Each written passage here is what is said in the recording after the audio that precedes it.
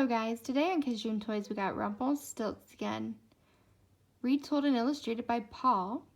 Are you ready to read? Let's read Rumpelstiltskin.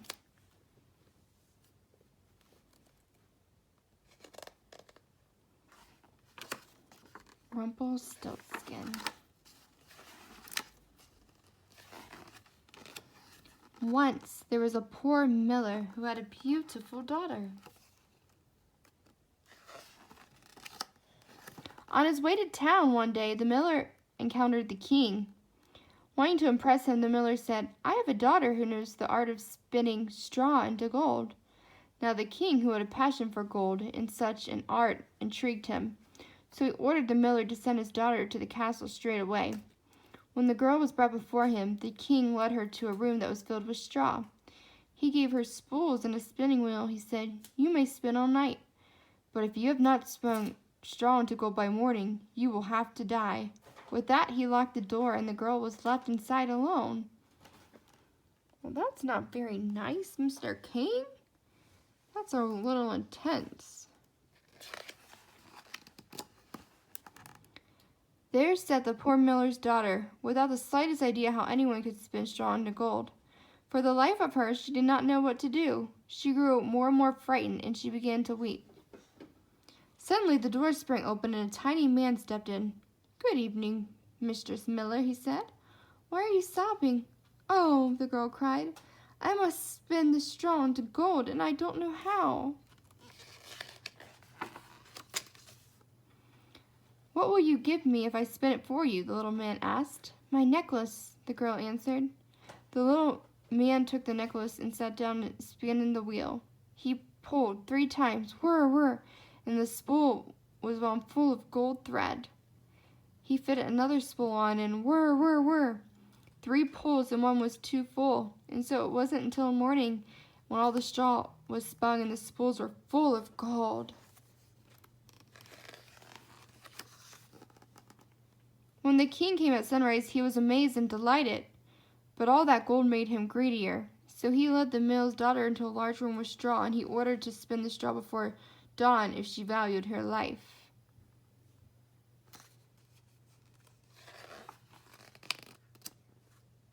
The girl did not know what to do. She began to weep. Once more the door opened and the little man stepped in. "What will you give me if I spin the straw into gold for you?" he asked. "The ring on my finger," answered the girl, and the little man took her ring. He set the spinning wheel whirring, and before the night was over, he had spun all the straw into gold.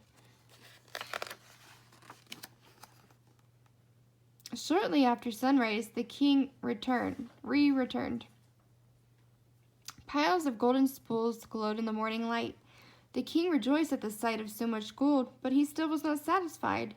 He led the miller's daughter to a third, even bigger room that was piled high with straw. "Tonight you must spin the straw too," ordered the king. "If you succeed, you shall become my wife," because he thought he could not find a richer wife in all the world.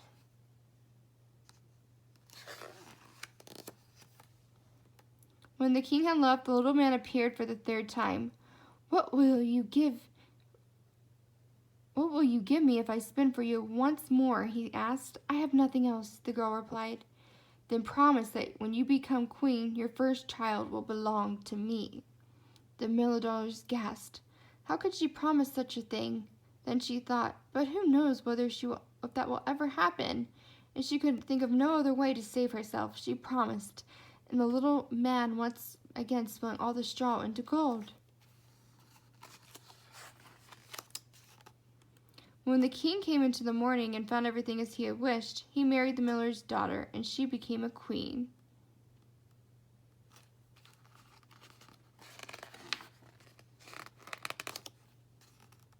A year passed, and the queen brought a handsome baby boy into the world. She gave scarcely little thought to the little man, but one day he appeared suddenly into her room. "Now give me what you promised me," he demanded. The queen pleaded with the little man. He could take all the royal treasure if he would only let her keep her child. But her pleading was in vain. Then she began to weep so piteously that at last the little man was moved. "I will give you 3 days," he said. "If by the end of that time you know my name, you may keep your child."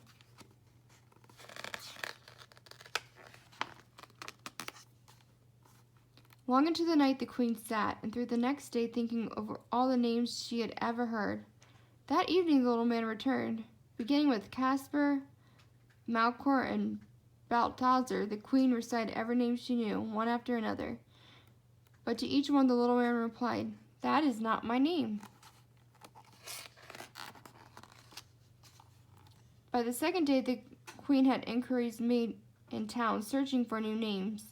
And when the little man came that evening, she posed the strangest and unusual ones to him. She tried beastie ribs and Lego ram and string bones, but he would only reply, "That is not my name." Now the queen grew truly frightened. She sent her most faithful servant into the woods to look for the little man. The servant searched through the thickets and over the clearings, deep into the forest. At last, near the top of the high hill, she spied him. He was riding a cooking spoon around a great fire and crying out, "I brew my beer, I bake my loaves, and soon the queen's own son I'll claim. Oh, lucky me, for no one knows that Rumpelstiltskin is my name." The servant made her way back as fast as she could manage at midday and reached the castle. You can only imagine how glad the queen was when she heard the name.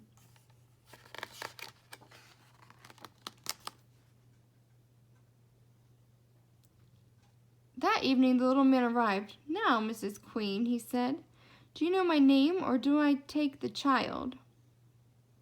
So the queen asked him, "Is your name Will?" "No." "Is your name Phil?" "No." "In that case, is your name Rumpelstiltskin?"